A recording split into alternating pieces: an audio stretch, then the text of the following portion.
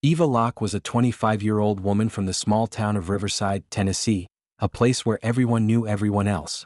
Nestled in the foothills of the Smoky Mountains, Riverside had always been the kind of town where people felt safe. The smell of fresh-baked bread from the local bakery filled the air, and children played in the streets until dusk. But on the evening of June 15, 2011, that sense of peace was shattered. Eva went missing. She had left her shift at the local cafe, where she worked as a barista, with the intention of heading home.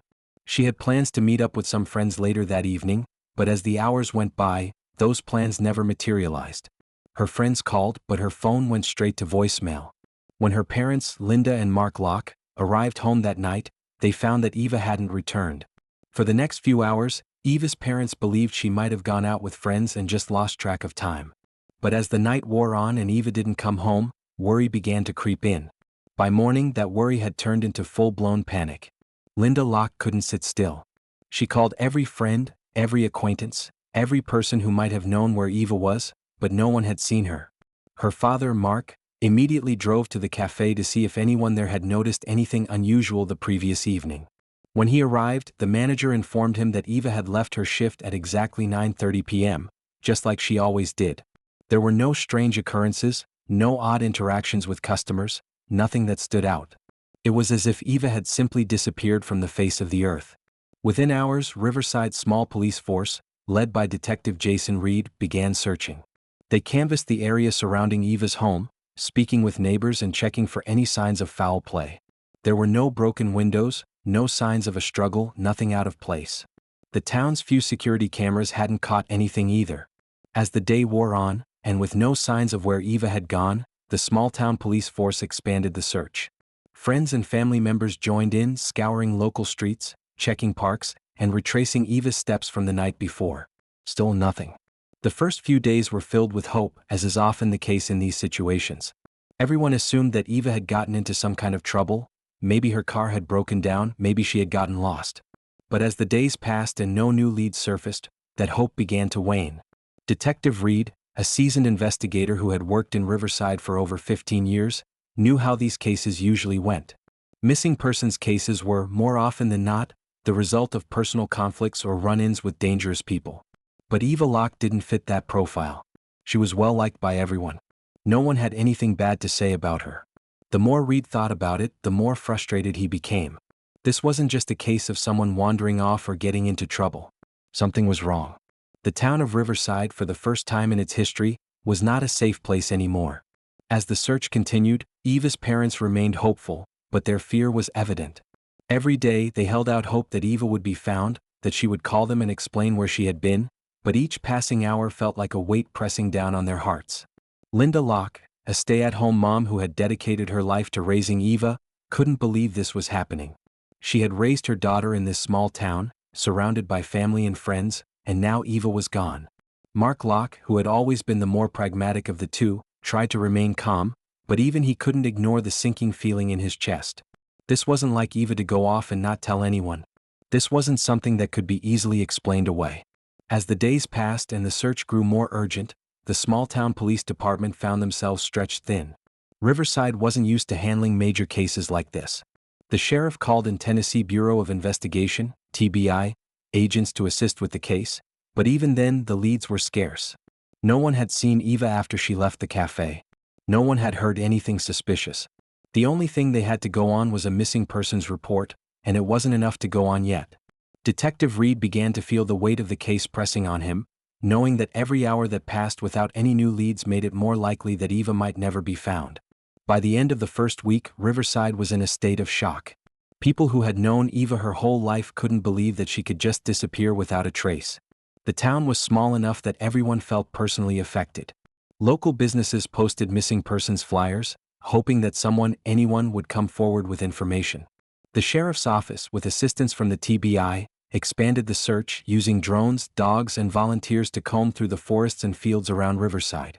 They checked abandoned homes and even spoke with sex offenders in the area, hoping to find some clue, some piece of evidence that would point them in the right direction. But there was nothing.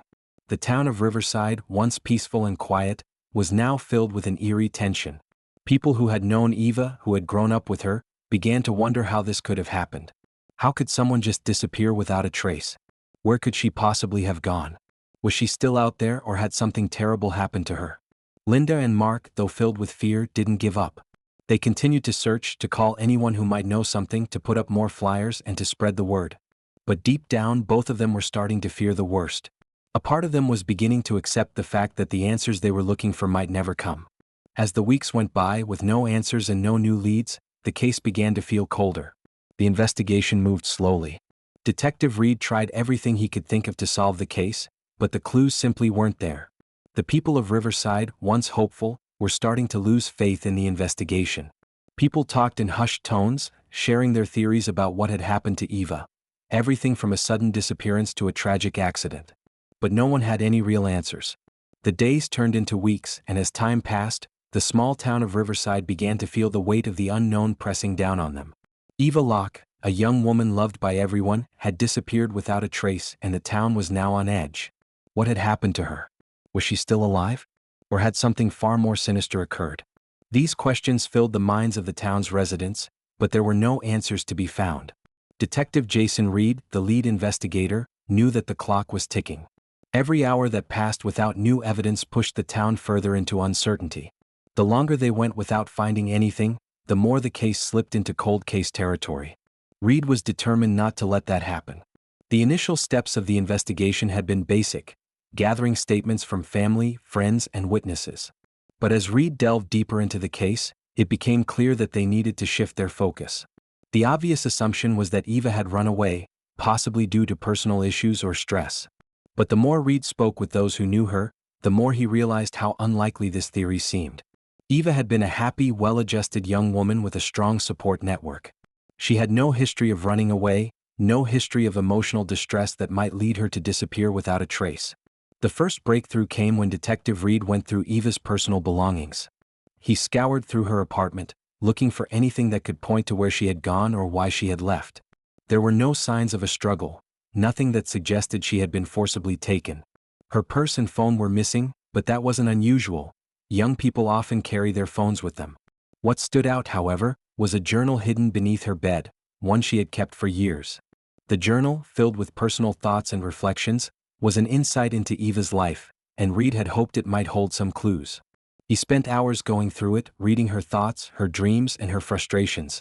Most of it was filled with ordinary life events, her plans for her future, her excitement about her job at the cafe, and her relationships with her family and friends. But one entry stood out. It was dated just 2 days before her disappearance. In the entry, Eva had written about a recent encounter with a man she had known from her past. The man's name was Tommy Lark, and he had been an old high school acquaintance who had recently returned to Riverside after being away for several years. Eva had described him as charming, but there was something unsettling about their encounter.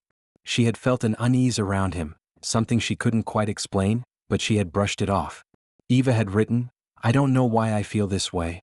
He seems harmless, but there's something about the way he looks at me that feels off." Detective Reed immediately recognized the name. He had heard whispers about Tommy Lark when he began his investigation into Eva's disappearance. Tommy was known to have a troubled past.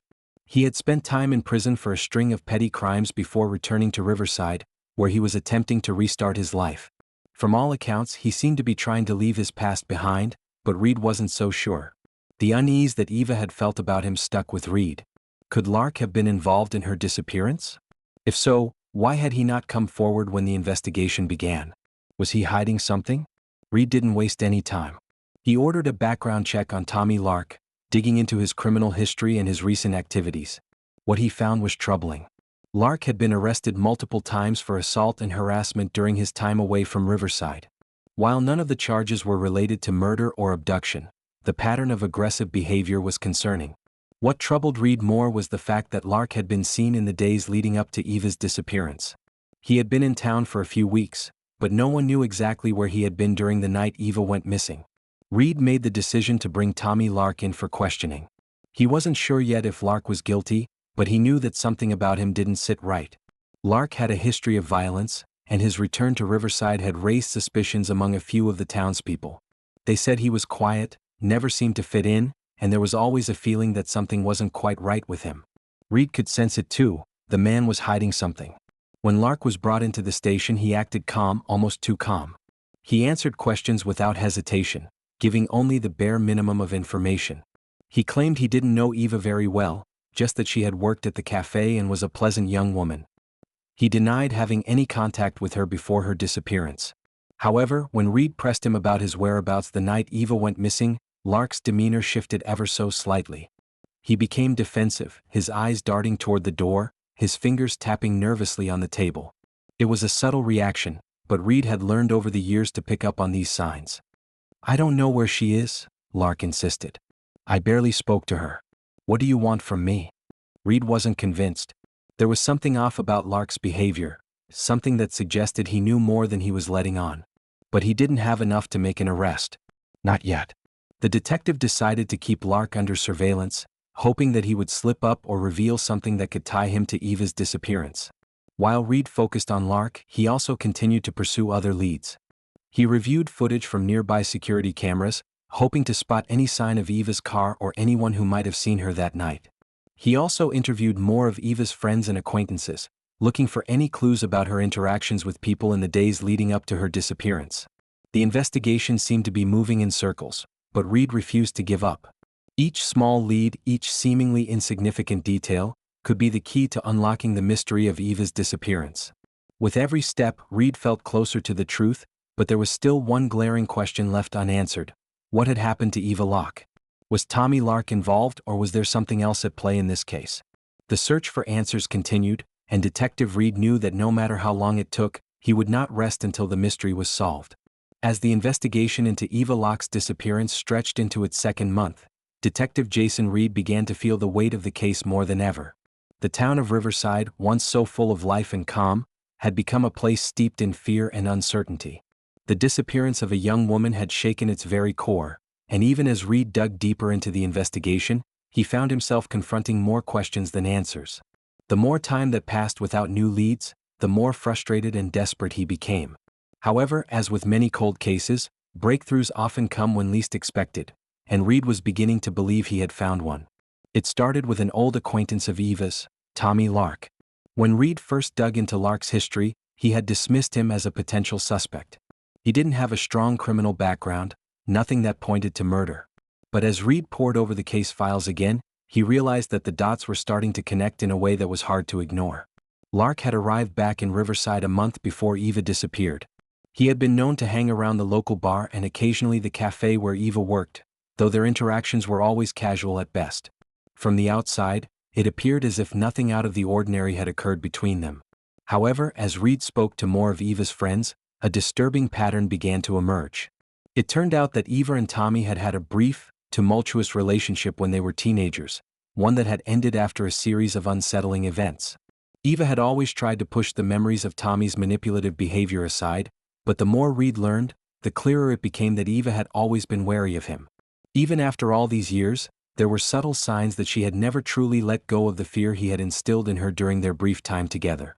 It wasn't love that had drawn Tommy back to Riverside, it was something darker, something buried deep within his psyche. Reed spoke to Clara Young, Eva's best friend, who described the relationship in more detail. "Tommy had this way about him," Clara said, her voice shaking. "He always made Eva feel like she owed him something. I remember she'd tell me that she was scared of him, but she never really explained why. It was like she didn't want to admit that he could have had that much power over her. She was always trying to pretend everything was fine, but I could see it in her eyes. She was scared." Clara's words haunted Reed. He had heard the term toxic relationship before, but hearing it in the context of Eva's life gave it a new weight. This wasn't just some teenage infatuation gone wrong. This was a man who had somehow managed to worm his way back into Eva's life, someone who still held some kind of sway over her, even from a distance. Tommy Lark had been a shadow in Eva's life, a figure she had never truly escaped. The more Reed thought about it, the more he realized how much of a presence Tommy had been in Eva's life in the weeks before her disappearance. Lark had been seen at the cafe, lingering in the background, watching Eva as she worked. He had also been spotted at several local events in Riverside, always hanging around in the periphery, never quite part of the community, but always present enough to make people uneasy. Despite the mounting evidence, Reed struggled to build a solid case against Tommy Lark. There were no eyewitnesses who could confirm that Tommy had anything to do with Eva's disappearance. There were no physical signs linking him to her or the crime scene. Reed had a gut feeling, but feelings alone weren't enough to bring someone in for questioning, let alone an arrest. Still, Reed couldn't ignore the nagging feeling that Lark knew more than he was letting on. Then things started to unravel in unexpected ways. Reed received a tip from an unlikely source, a local bartender who had seen Tommy Lark in the bar the night before Eva went missing.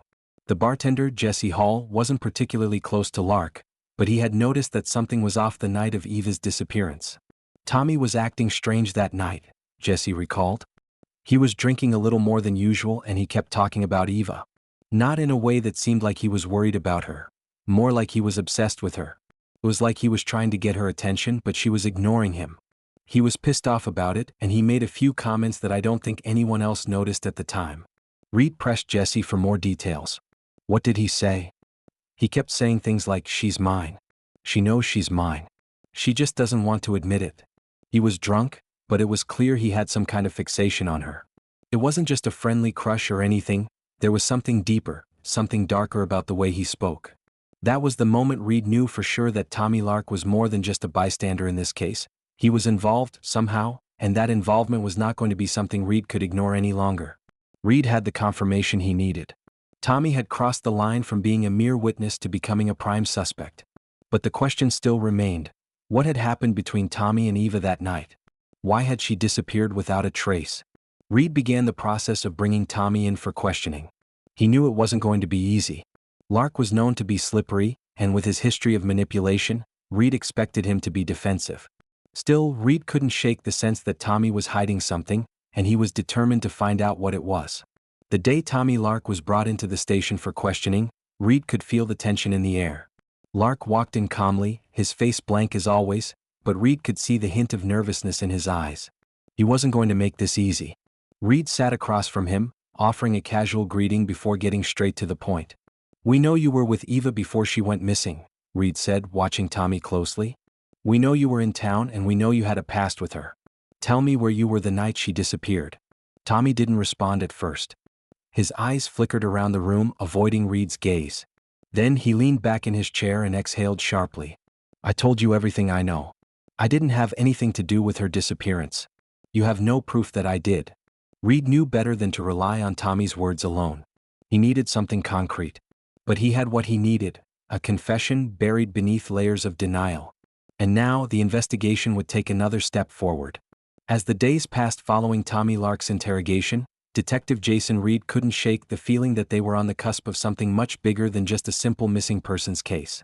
Despite Lark's defensive answers, something about the way he spoke, his hesitations, his subtle body language, told Reed that Tommy was hiding the truth. Reed was no stranger to this kind of psychological game. The manipulation, the feigned indifference, it all pointed to someone who knew more than they were letting on. But the real challenge was uncovering that truth and turning it into evidence that would stand up in court. For the first time since Eva Locke's disappearance, Reed felt as though they were making progress. He had the suspicion, he had the gut feeling, but now it was time to make that intuition tangible. The breakthrough would come not from further interrogation, but from an unexpected source, something that had been sitting quietly in the background all along. In the weeks following the first round of interviews, Reed had begun revisiting old evidence, hoping that some overlooked detail would finally break the case wide open. There was one piece of evidence that had never been fully explored: Eva's phone records. The phone had been missing from her apartment on the night she disappeared, but that didn't mean the device had been completely wiped clean. It wasn't much to go on, but Reed knew that phones often held more information than people realized. Even in a world of constantly evolving technology, people still made the mistake of thinking that deleting text messages or call history meant erasing all traces of their actions. Reed reached out to a local forensic expert, Alicia Monroe, who specialized in digital forensics. Alicia had worked on several high-profile cases and Reed trusted her expertise. The first step was to trace any activity on Eva's phone. After a few days of working on it, Alicia was able to recover deleted text messages from the night of Eva's disappearance. The phone, it turned out, had been used shortly before she vanished. The text messages were chilling. There were several exchanged between Eva and an unknown number. The messages appeared innocuous at first, simple greetings and plans to meet up later in the evening. But as the conversation continued, it took a darker turn. The unknown number sent several messages insisting that Eva meet him at a remote location on the outskirts of town. At first, Eva had declined, explaining that she had other plans and that she wasn't interested. But the messages persisted, growing more insistent, even threatening. "You owe me," one message read. "You can't keep running from this. I'll make you pay for what you did." Reed's heart sank as he read the messages. It was clear that Eva had been coerced into meeting someone she feared. The question was, who was this person? And why did they have such power over her? The text messages were a breakthrough, but they didn't reveal the full picture. The phone records indicated that Eva had received multiple calls from the same number, but the identity of the caller remained hidden. The messages provided some insight into Eva's relationship with this person, an old acquaintance, perhaps someone she had once known. But the fear and manipulation in the messages suggested something far more dangerous. Reed immediately turned his attention to the number in question. It was time to dig into the past once more. The number, when traced, was registered to none other than Tommy Lark. This was the link Reed had been hoping for, a direct connection between Tommy and Eva in the days before her disappearance. But the evidence wasn't conclusive yet. The messages suggested that Tommy had been harassing Eva, but the question remained, had he been the one to abduct her? Had he been the one who had taken her life? The answer was still elusive.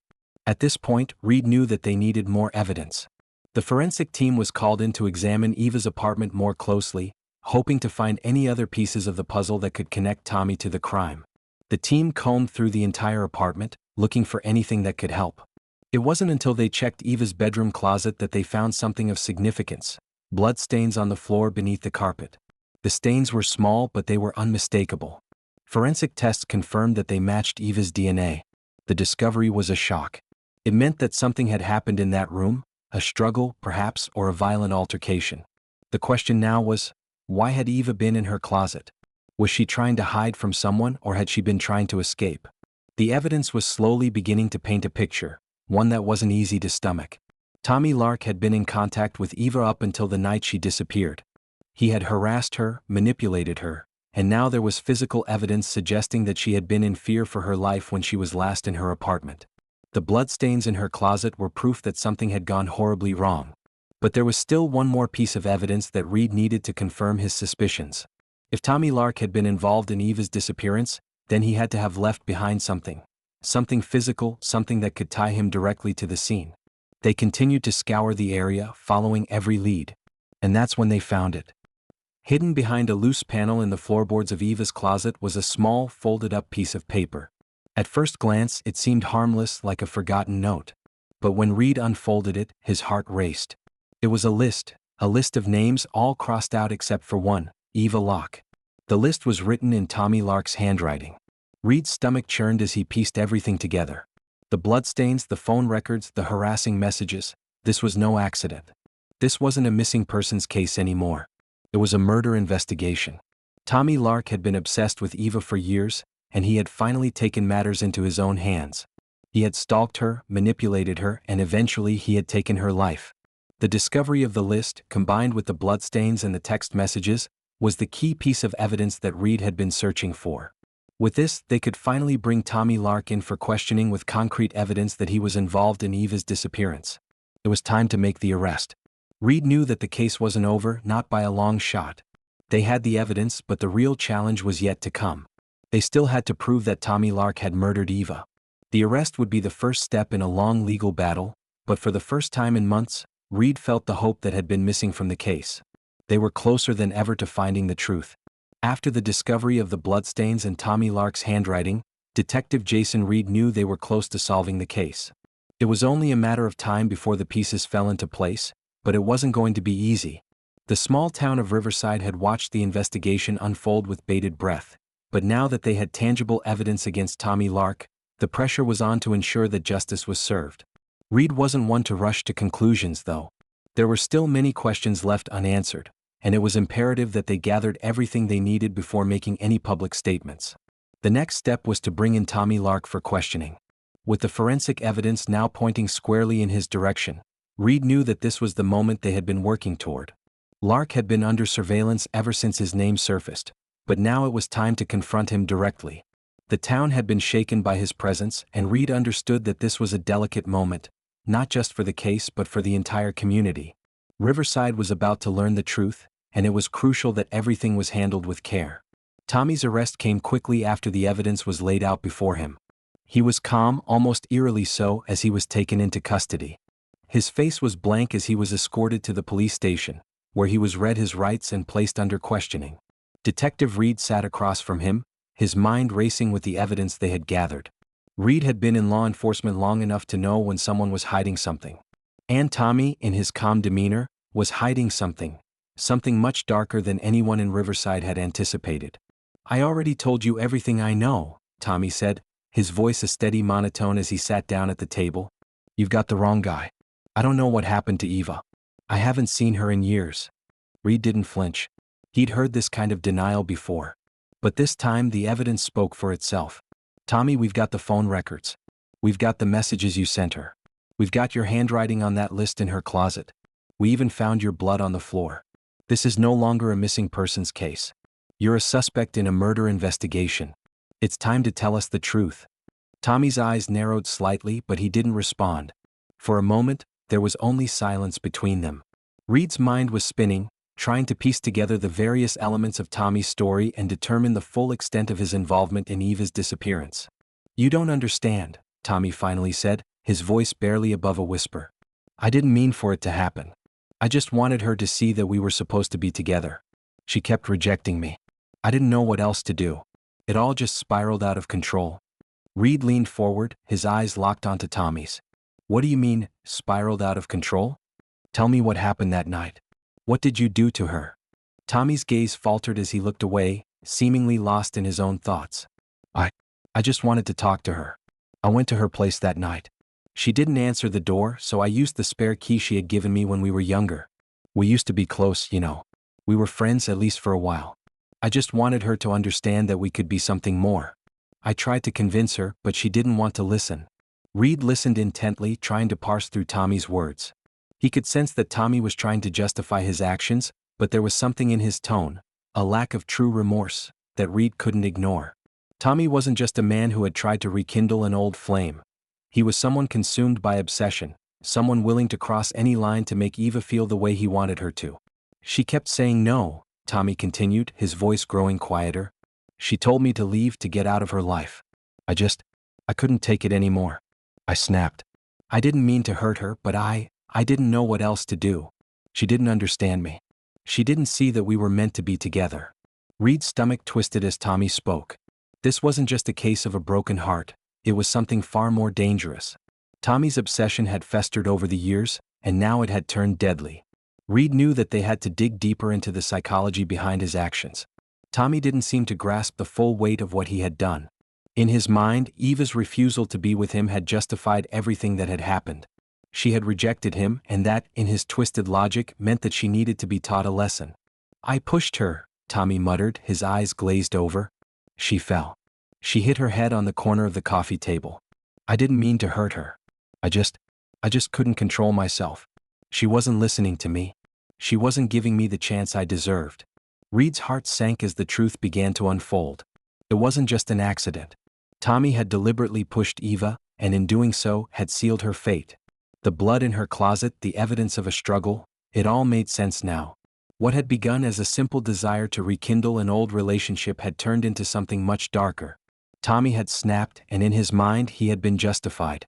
"What did you do after that?" Reed asked quietly, his voice steady. Tommy seemed to hesitate, almost as if the weight of his own actions was catching up with him. "I didn't know what to do. I panicked. I thought I could just leave, but then I realized she wasn't moving. He choked on his words, his face contorting with emotion. "I didn't mean to kill her. I swear I never wanted that. But I knew there was no going back." Reed's mind raced as Tommy's confession sank in. The details were there, but they were still incomplete. Tommy had confessed to pushing Eva, but had she died instantly? Was there something else that had led to her death? There was one more piece of the puzzle that Reed needed to uncover, and that would come through the forensic evidence. The blood, the marks on Eva's body, everything needed to be confirmed, and only then would Reed have the full picture of what happened that night. "We're going to get the truth, Tommy," Reed said, his voice firm. "And you're going to face the consequences for what you did." As Reed left the room to make arrangements for Tommy's arrest, he couldn't shake the feeling that this case was far from over. There were still pieces of the puzzle to uncover, still questions to answer. But for the first time in weeks, Reed felt like they were finally on the right track. They had the confession, the evidence, and the motive. Tommy Lark had taken something precious from Riverside, Eva's life, and now it was time to hold him accountable. The day of Tommy Lark's arrest was one of both anticipation and dread. For the people of Riverside, the moment had been a long time coming. The town had been haunted by the mystery of Eva Locke's disappearance for months, and now, after weeks of intense investigation, Detective Jason Reed and his team had finally gathered enough evidence to make an arrest. It was a moment that would bring some sense of closure, but for Eva's parents, Linda and Mark Locke, it was only the beginning of another chapter in their grief-stricken journey. The town was buzzing with activity, with rumors swirling around every corner. News of Lark's involvement in the case had already begun to leak, and by the time the arrest was made, the whole town seemed to know. In a small town like Riverside where everyone knew everyone else, there was no way to keep something like this under wraps. The courthouse, the sheriff's office, and the local diner were all filled with whispers of what would come next. People were both relieved and terrified, relieved that justice was finally being served, but terrified of what the trial would reveal. Could there be more to this case than just the tragic death of Eva? Was Tommy Lark truly the only one responsible, or was there something even darker at play? Reed and his team had planned the arrest carefully. They knew Tommy Lark had already been on edge, but now that the confession had been secured, they had no choice but to act swiftly. If they waited too long, Lark might go into hiding or worse, try to destroy the evidence that tied him to Eva's death. The decision was made to arrest him in his apartment, where he had been staying since his return to Riverside. Detective Reed, along with his partner Officer Rachel Daniels, and a small team of officers, arrived at the apartment building just after noon. The streets were quiet, but Reed could feel the weight of the moment. They had already checked with the local jail to ensure that there was space to hold Lark once he was arrested, and everything was set. The only thing left was to bring him in. As Reed approached Lark's apartment, he couldn't help but reflect on the case so far. He had spent weeks chasing down leads, gathering evidence, and piecing together the fragmented pieces of Eva Locke's life. He had been relentless in his pursuit of the truth, but now that they were about to make the arrest, Reed couldn't help but wonder if this was the real beginning of the investigation. Arresting Tommy Lark was just the first step in a long process. The trial would come next, and Reed knew that it wouldn't be easy to convict Lark without solid evidence that tied him directly to Eva's murder. The confession, while damning, still needed to be backed up by forensic evidence. Reed knocked on the door of the apartment, and when there was no answer, he motioned for the officers to move in. They entered carefully, scanning the room for any signs of trouble. Lark was sitting on the couch, his back turned to the door. He didn't react at first when the officers entered, but when he heard the sound of their footsteps, he turned slowly to face them. His face was a mask of calm, but his eyes betrayed the anxiety that simmered beneath the surface. "You're under arrest for the murder of Eva Locke," Reed said, his voice steady. "We have evidence that ties you to her death, and you're going to be taken into custody." Lark didn't say anything at first. He just stared at Reed as if trying to process what was happening. His hands shook slightly as he stood up, and his shoulders slumped as if he knew the game was up. There was no more pretending, no more denials. He had been caught. But even then, Lark's eyes remained cold, as if the reality of the situation hadn't fully sunk in. The officers placed him in handcuffs, and Reed led him out of the apartment and into the squad car. The whole process was almost surreal for Reed.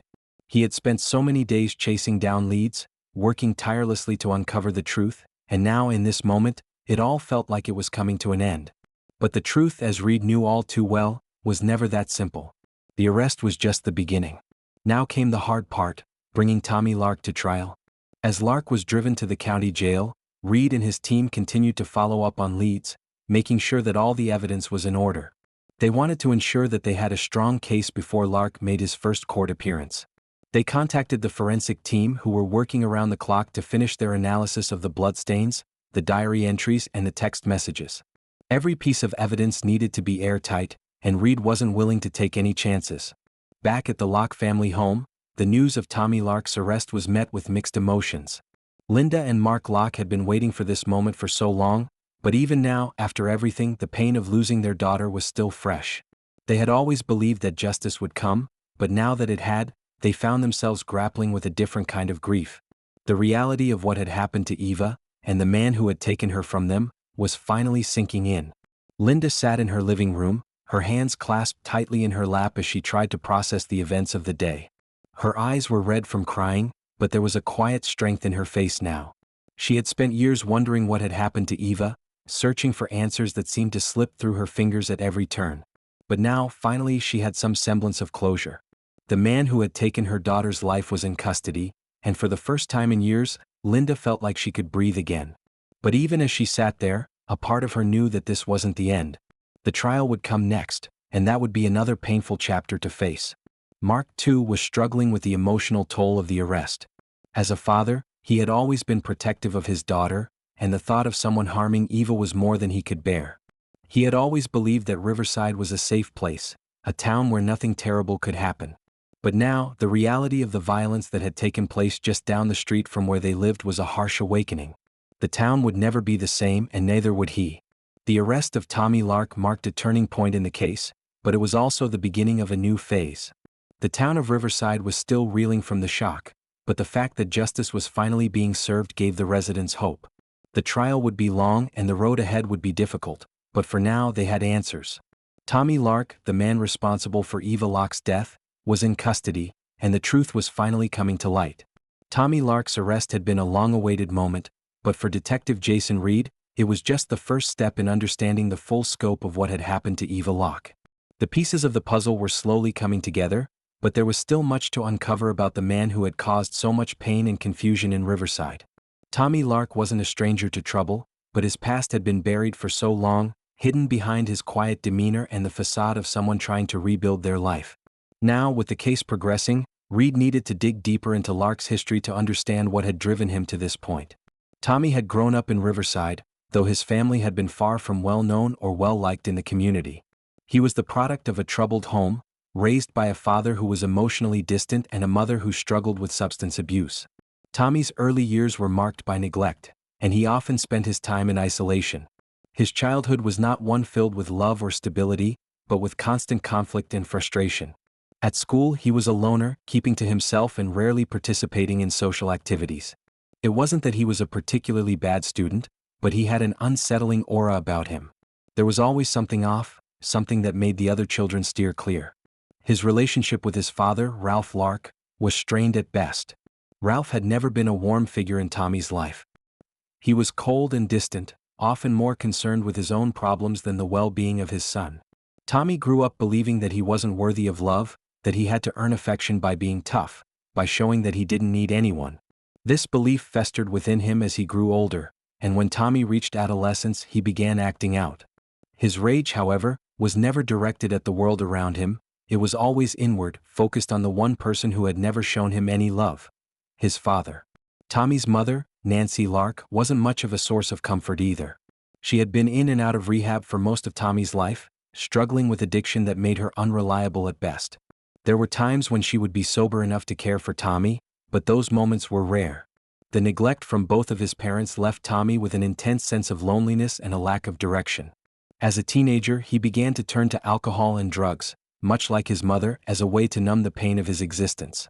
But that was just the beginning of his downward spiral. In high school, Tommy became known for his aggressive behavior. He got into fights frequently, both with classmates and teachers. His outbursts were often unpredictable, and his violent tendencies were a cause for concern. His peers avoided him, and the few friends he made were often just as troubled as he was. In the absence of meaningful connections, Tommy began to seek out unhealthy relationships. He developed a reputation for being manipulative and controlling, especially with the few women he had dated. He was possessive and obsessive, showing a side of himself that would later become all too familiar to the people of Riverside. It wasn't long before Tommy's behavior caught up with him. In his late teens, he was arrested for assault after a fight at a local bar turned violent. The incident left another young man seriously injured, and Tommy was sentenced to several months in jail. It was during his time in prison that the true extent of his issues began to surface. Tommy's inability to form healthy relationships, his deep-seated anger, and his mental instability became apparent to the authorities. However, Tommy had a way of manipulating people, and he managed to convince some of those around him that he was capable of change. When he was released from prison, he promised to leave his past behind and start over. But those promises, as Reed would soon discover, were nothing more than empty words. After his release, Tommy did try to reintegrate into society, but it was clear that his past haunted him. He moved away from Riverside for a few years, hoping that a fresh start in a new town would help him leave his demons behind. He found work on a construction site, but his reputation as a troublemaker followed him wherever he went. His relationships remained unstable, marked by possessiveness and manipulation. Tommy's efforts to change were half-hearted at best. He moved from town to town, never staying anywhere too long, and eventually he found himself back in Riverside. Reed's investigation into Tommy's return to Riverside revealed even more unsettling details. Tommy had arrived back in town in 2010, just a year before Eva's disappearance. He had spent some time living with distant relatives, working odd jobs, and keeping to himself. But Reed discovered that Tommy had made a concerted effort to re-enter the social circles he had been a part of years ago. He had started attending the local bar, where he would often drink alone or with a few acquaintances. He also began showing up at places Eva frequented, including the cafe where she worked. Tommy would often sit at a corner table, staring at Eva from a distance, though she never seemed to notice him. When they did cross paths, Tommy's behavior was erratic, sometimes kind, sometimes cold, but always filled with an underlying tension. Reed's team also uncovered that Tommy had been in regular contact with Eva in the weeks leading up to her disappearance. At first, the messages seemed harmless, small talk about the cafe and local events. But as the weeks went on, the messages became more insistent, more demanding. Tommy's obsession with Eva grew, and he began to pressure her to meet him outside of work. Eva, according to her friends, had always felt uneasy around Tommy. She had confided in them that she felt something was off about him, but she had never shared the full extent of her fears. Reed learned that Eva had distanced herself from Tommy, but it appeared that he couldn't accept her rejection. The pressure intensified and Eva started to shut him out completely. The night before Eva disappeared, Tommy had sent her a message that was the final straw. He demanded that they meet in person to talk about everything. Eva, likely afraid of his reaction, had finally agreed to meet him at the cafe after hours. She had hoped to calm him down, to explain that she wasn't interested, but it was clear that Tommy wasn't going to listen. This meeting, as Reed now understood, was never about closure or reconciliation. It was about control. Tommy had already crossed a line, and now he was determined to force Eva into accepting him. It was that night that Tommy's obsession with Eva spiraled out of control, and the town of Riverside would never be the same. What had begun as a broken childhood and a troubled past had culminated in violence and death.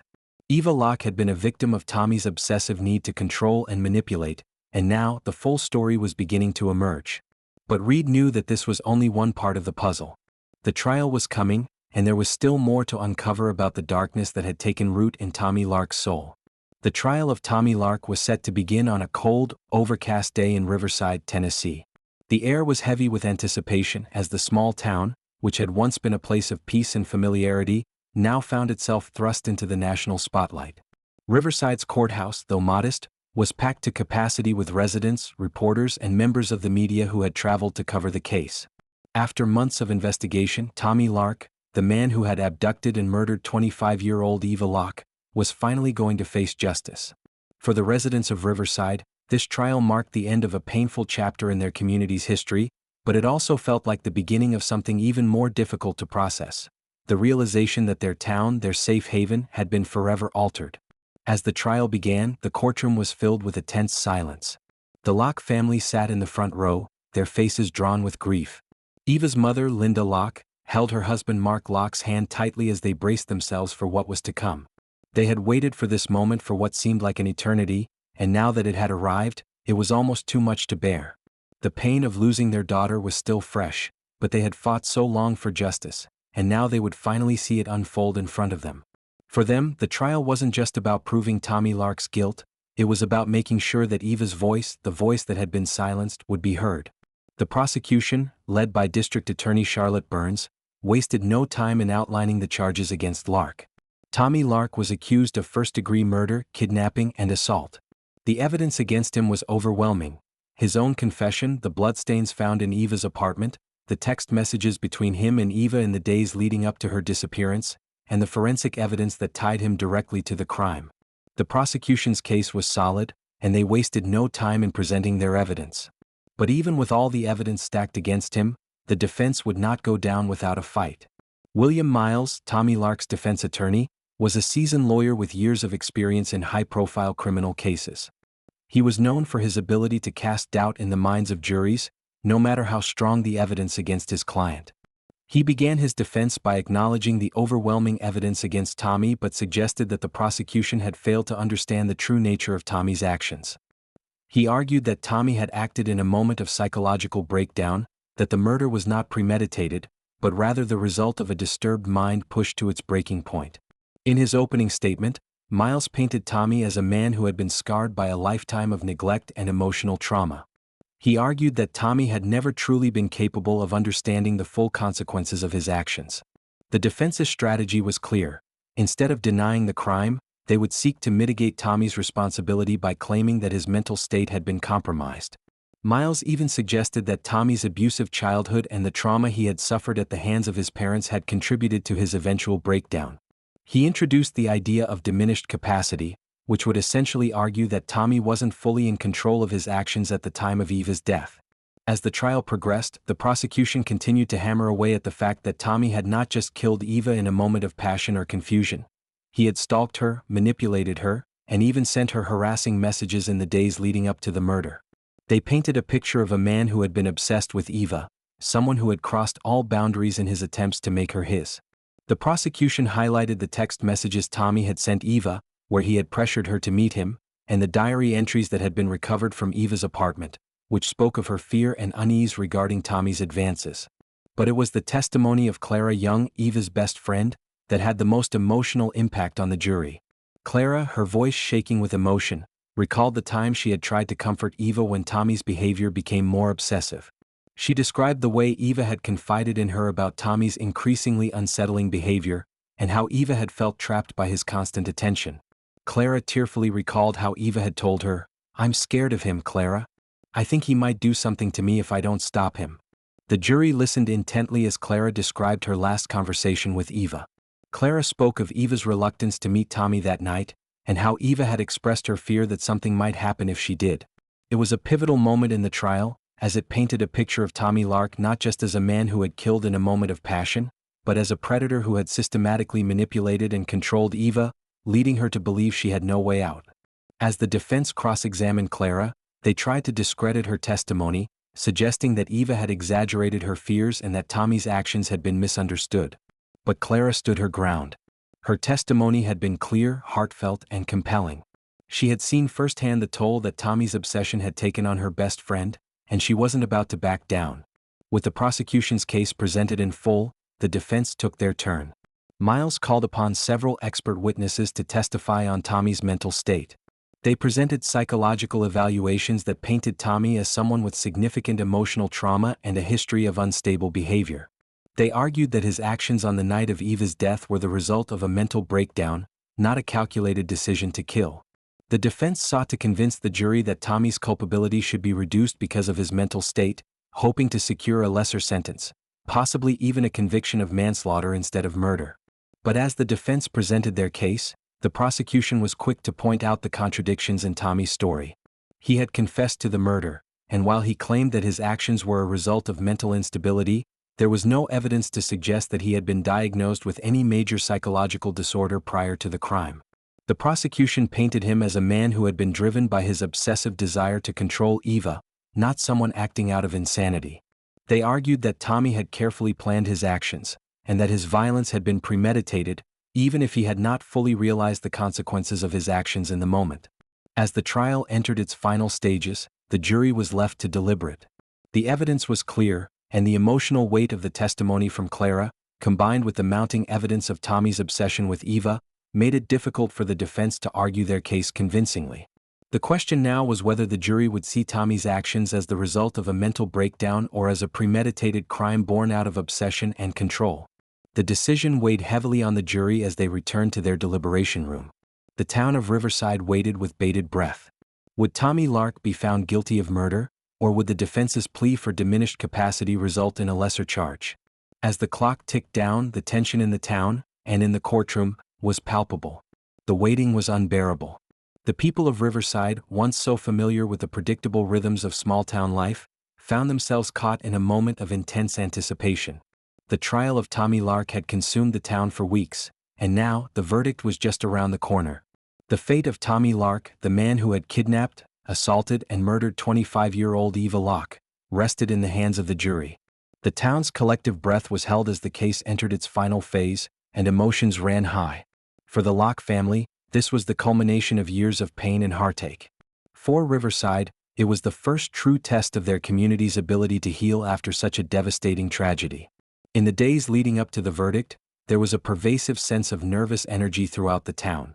The local coffee shop, usually filled with the hum of light-hearted conversation, was quiet, as residents gathered in small groups to discuss the case.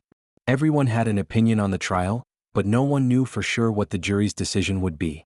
Riverside had always been a town that prided itself on its unity, but now divisions were beginning to surface.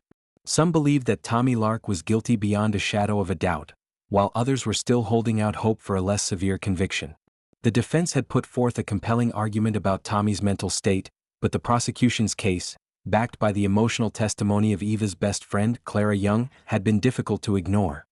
As the jury deliberated, the community was forced to reckon with the reality that this case wasn't just about the legal process, it was about the emotional scars that had been left on the town. Eva Locke's murder had shaken Riverside to its core. She had been one of their own, a young woman with a bright future whose life was brutally cut short. And now, as the town waited for the jury's decision, there was an unspoken understanding that the outcome of the trial would shape the future of Riverside in ways they could not yet predict. Inside the courthouse, the atmosphere was thick with tension. Detective Jason Reed, who had spent months tirelessly working on the case, stood outside the jury room, his heart racing. He had been through countless investigations, but this case felt different. It wasn't just the evidence, it was the human element, the lives that had been forever altered by the events that had unfolded. Eva Locke's family was sitting in the front row, their faces a mixture of exhaustion and hope. Linda and Mark Locke had lived through their worst nightmare, and now they faced the final chapter in their pursuit of justice. For them, this wasn't just about winning a case, it was about finding some semblance of closure. The jury had been deliberating for hours.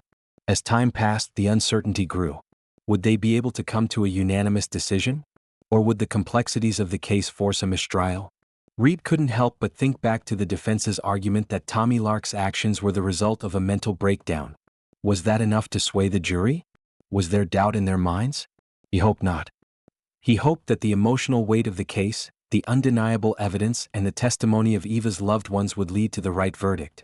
In the jury room, the deliberation was heated. The jurors had spent hours reviewing the evidence, rereading testimony, and discussing the details of the case. Some jurors were convinced that Tommy Lark was guilty of first-degree murder, while others were still unsure whether his mental state could mitigate his actions. Juror number 4, a woman named Emily Parker, had been the one to speak most vocally about the idea of diminished capacity. She had expressed doubts about whether Tommy Lark had acted with full awareness of what he was doing. But juror number 7, a man named John Davis, had been adamant that Lark's actions were deliberate.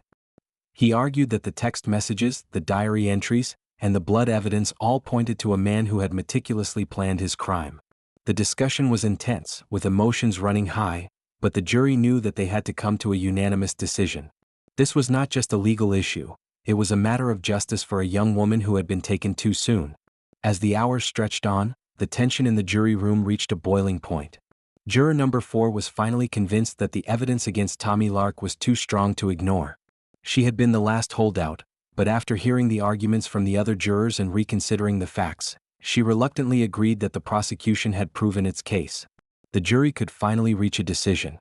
The room fell silent as they prepared to deliver their verdict. Outside the courtroom, the crowd was restless.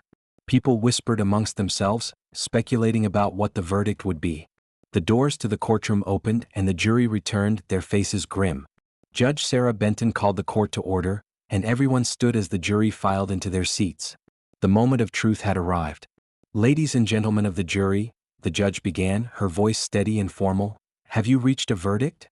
The jury foreman, Linda Hayes, stood up, holding a piece of paper in her hand. Her voice echoed through the courtroom as she spoke. "We, the jury, find the defendant, Tommy Lark, guilty of first-degree murder." The words hung in the air, and for a moment, there was complete silence. Then the courtroom erupted into emotion.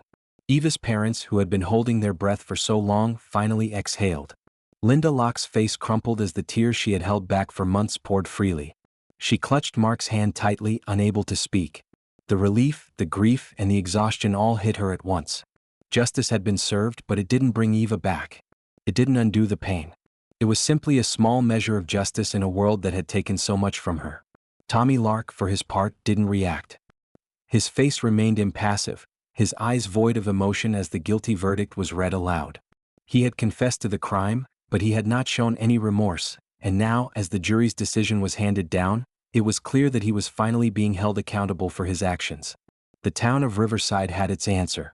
The rest of the courtroom was filled with mixed emotions. Some people in the crowd nodded in approval, relieved that justice had been served. Others remained quiet, their faces unreadable, unsure of what to feel. But for the Locke family, the moment was both bittersweet and hard-earned. They had fought for this moment, and now that it had come, they couldn't help but feel that it wasn't enough. No verdict, no sentence could bring Eva back. But it was something. It was a step toward healing. It was a sign that Riverside could move on from this tragedy. As the judge called the court to a close, Reed felt a weight lift from his shoulders. The investigation had been long and taxing, but it had ended with a clear, decisive outcome. The trial had been difficult for everyone involved, but now Riverside could finally begin to heal. The mystery had been solved. The murderer was in custody. And though the scars of the past would always remain, the town could now start to rebuild. The guilty verdict had been delivered, and the town of Riverside was now caught between the weight of justice and the burden of grief. In a town that had once been peaceful and familiar, the trial of Tommy Lark had turned everything upside down. The arrest, the confession, and the subsequent trial had shaken the foundation of the town, and now, as the verdict was read, the town was left to grapple with what had been done. The residents of Riverside, though relieved by the conviction, were still haunted by the events that had led to it. Eva Locke, the bright young woman whose life had been taken too soon, was gone, and no amount of justice could undo the pain her family and the town felt. In the days following the verdict, Riverside found itself in a state of quiet reflection.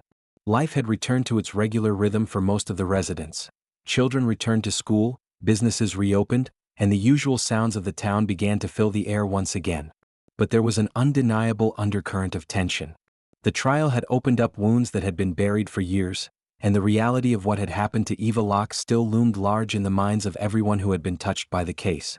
It wasn't just the shocking details of Eva's death that lingered, it was the unsettling thought that someone like Tommy Lark had been living among them, hiding in plain sight. For the Locke family, the conviction of Tommy Lark did little to ease the ache in their hearts. Linda and Mark Locke had been waiting for this moment for so long, and now that it had come, the relief was tempered by the realization that nothing would bring their daughter back. Eva had been stolen from them, and no verdict could undo that. Linda found herself in a constant state of exhaustion, her emotions shifting between anger, sadness, and a deep sense of loss. She often found herself staring out the window, as if hoping that somehow, Eva would walk through the door again, smiling, full of life. But it wasn't to be. The grief was shared by many in Riverside. Eva had been more than just a young woman in the community, she had been a symbol of innocence and promise, someone who represented the best of what the town had to offer. And now, that light had been extinguished, replaced by a shadow of fear and sorrow. The residents of Riverside, many of whom had known Eva growing up, couldn't help but feel a deep sense of loss. They had watched her grow from a young girl into a vibrant woman with a bright future, and now that future had been violently taken away. They had lost not just a member of their community, but a piece of their own hearts. As news of the verdict spread, the community divided into two distinct camps. Some residents celebrated the conviction, relieved that the justice system had done its job. For them, Tommy Lark's conviction was a sign that their town could return to the way it was before the darkness of Eva's murder had cast its shadow. They wanted to move on, to leave behind the painful memories and the media attention that had followed the case. But for others, especially those who had been close to Eva, the conviction felt like a hollow victory. No matter how many times they told themselves that justice had been served, the truth remained. Eva was gone, and there was nothing that could bring her back. The media, too, played a significant role in shaping the public's perception of the case. Local news outlets had been covering the trial from the very beginning, but now that the verdict had been reached, the story had gained national attention. Journalists flooded the town, eager to report on the small-town tragedy that had captured the country's attention. For the residents of Riverside, this attention felt invasive, almost exploitative. They had lived through the pain of Eva's disappearance, the fear that came with the uncertainty, and the emotional toll of the trial. Now, it seemed that their grief was being broadcast for the world to see. The Locke family, in particular, found the media attention overwhelming. Linda and Mark had hoped that the trial would bring them some sense of closure, but the constant presence of reporters outside their home made it difficult for them to grieve in peace. The small, intimate moments they shared as a family were disrupted by the flashing lights of cameras and the intrusive questions of journalists. At times, Linda wished that Riverside could return to the quiet town it had been before the murder had torn it apart. She longed for a sense of normalcy, even if it was one without Eva. The media attention, while bringing some sense of closure to the case, had only added another layer of stress to the already fragile state of the Locke family. Even the community's response to the verdict was mixed. In the weeks after Tommy Lark's conviction, Riverside began to recover, but there was no denying the shift that had taken place. The sense of safety that had once defined the town had been irrevocably altered. People who had once felt comfortable walking down the street or letting their children play in the park now found themselves looking over their shoulders. They had seen firsthand how a man like Tommy Lark could exist in their midst, blending in as if he were one of them, only to later reveal the darkness that lay beneath the surface. The fear that had gripped Riverside in the wake of Eva's disappearance had not disappeared with Lark's conviction. It lingered quietly in the corners of the town. The trial had brought closure to the legal side of things, but the emotional healing was far from complete. The town was left to contend with the fallout from the case, and each person carried the weight of Eva's death in their own way. For some, the trial had provided the answers they had been seeking, but for others, it had only left more questions. Was there more to Tommy Lark's actions than anyone realized? Was there anyone else involved in Eva's death? The lingering uncertainty continued to gnaw at those who had been closest to the case, and the town's collective sense of loss remained palpable. Despite the emotional upheaval, life in Riverside began to find a semblance of normalcy. The cafe where Eva had worked reopened, but it wasn't the same. The familiar faces that had gathered there for years now carried a quiet sadness. It wasn't just a coffee shop anymore, it was a place of memories, of what was lost. The parks and streets that Eva had once walked with her friends now felt empty. There was a tangible void, and though the town moved forward, it would never fully heal from the trauma of what had occurred. Linda and Mark Locke, while still grieving, began to find solace in one another. They had suffered the unimaginable loss of their daughter, but they knew that they had to keep moving forward. They became more involved in local advocacy for victims of violent crime, hoping that their pain could be channeled into something positive. Linda spoke at community events, sharing her experience with others who had faced similar tragedies, and Mark became involved in supporting local organizations dedicated to helping victims' families cope with their loss. Together, they found a way to honor Eva's memory while also attempting to heal from the deep wounds her death had left. As the months passed, Riverside slowly began to return to its quiet rhythms. The memories of Eva's life and death remained woven into the fabric of the town, but life continued. It was the only way forward. The trial had ended and Tommy Lark had been held accountable, but the emotional impact of the case would be felt for years to come. The people of Riverside, for better or for worse, had learned that the safety they once took for granted could be shattered in an instant. And while they had found justice for Eva, they knew that the scars of the past would never truly fade. As Riverside slowly moved forward after the trial, the shadow of the past lingered. The case of Eva Locke's tragic death was no longer a daily topic of conversation, but it was far from forgotten. In the years that followed Tommy Lark's conviction, the town would struggle with its new reality, forever changed by the events that had unfolded. The legacy of the case would continue to shape the lives of those who had lived through it, particularly the Locke family, and the town itself would bear the emotional scars long after the final gavel had fallen. For Linda and Mark Locke, the pain of losing their daughter was never truly gone. While they had found a measure of closure in Tommy Lark's conviction, the ache of their loss remained a constant presence in their lives. They continued to honor Eva's memory in quiet, private ways, visiting her favorite spots in town, keeping her childhood room exactly as it had been, and speaking her name whenever they could, as if doing so would keep her close to them even in death. The verdict in Lark's trial had not brought their daughter back, but it had given them a sense of justice, of validation. Tommy Lark had been held accountable for his actions, but nothing could undo what had been done. The finality of his conviction gave them some semblance of peace, but it was peace born out of the harsh reality that nothing would ever be the same again. The Locke family, despite their grief, began to channel their energy into causes that they believed would help other families who had suffered the same kind of loss. Linda became involved in local and national victim advocacy groups, using her voice to speak out on behalf of those who had been affected by violent crime. She often shared her story at conferences, hoping that it would provide comfort to other parents who had faced the unimaginable. Mark, though less vocal, supported Linda in her efforts, and together, they worked to raise awareness about the challenges victims' families faced in the aftermath of violent crime. Their advocacy work wasn't just about honoring Eva, it was about creating a legacy for her, a way to keep her spirit alive by helping others. Though they would never be able to bring Eva back, they found solace in knowing that their efforts were making a difference. It was a difficult, often painful path, but it was the one they had chosen to take in the wake of their daughter's death. For the town of Riverside, the legacy of the case was more complex. The trial had ended, but the emotional scars were still fresh. People who had lived in the town for generations now found themselves questioning everything they thought they knew about their community. Riverside had always been a place where neighbors looked out for one another, where the sound of children's laughter filled the streets and the air smelled of fresh-cut grass. But now, that sense of safety and familiarity had been shattered. How could they trust one another when someone like Tommy Lark, who had once been part of the community, could harbor such darkness? How could they ever be sure that their town was truly safe again? The legacy of the case became a part of Riverside's identity.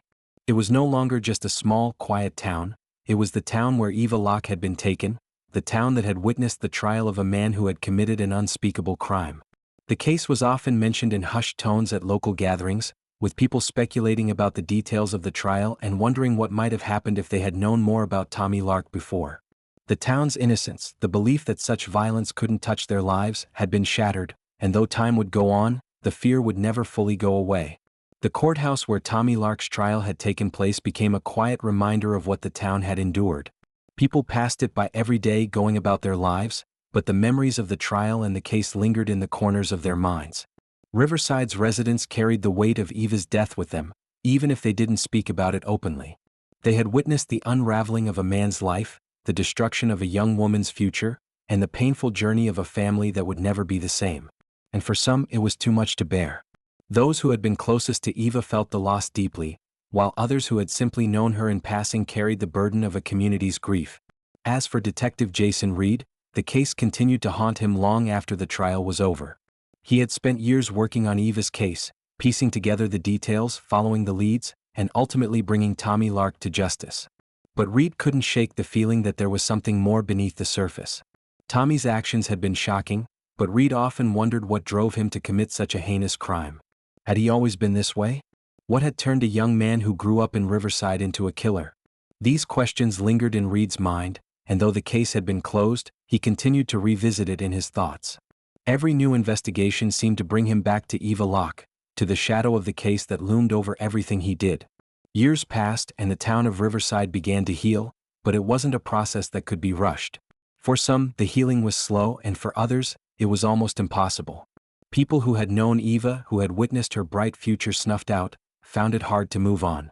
The young woman who had once worked behind the counter at the cafe was now a memory, and though the town had buried her in the past, the wounds still festered beneath the surface. The legacy of the case, however, was not all darkness. It was also a testament to the resilience of the people of Riverside. Despite the tragedy, the town had come together. The residents supported the Locke family during their darkest days, offering whatever help they could, whether it was through donations, emotional support, or simply being there when Linda and Mark needed it most. The town's sense of unity, once shaken, had been strengthened by the events of the trial. It was a community that had faced the unimaginable and had emerged, though scarred, with a renewed commitment to protect one another and cherish what they still had. Riverside would never be the same, but it wasn't defined by the crime that had occurred there. It was defined by how the community responded. It was defined by the courage of a mother and father who fought for justice, and by the people who, despite the fear and uncertainty, had come together to face the truth. The legacy of the case was one of remembrance, of Eva Locke's life, her loss, and the community that refused to forget her.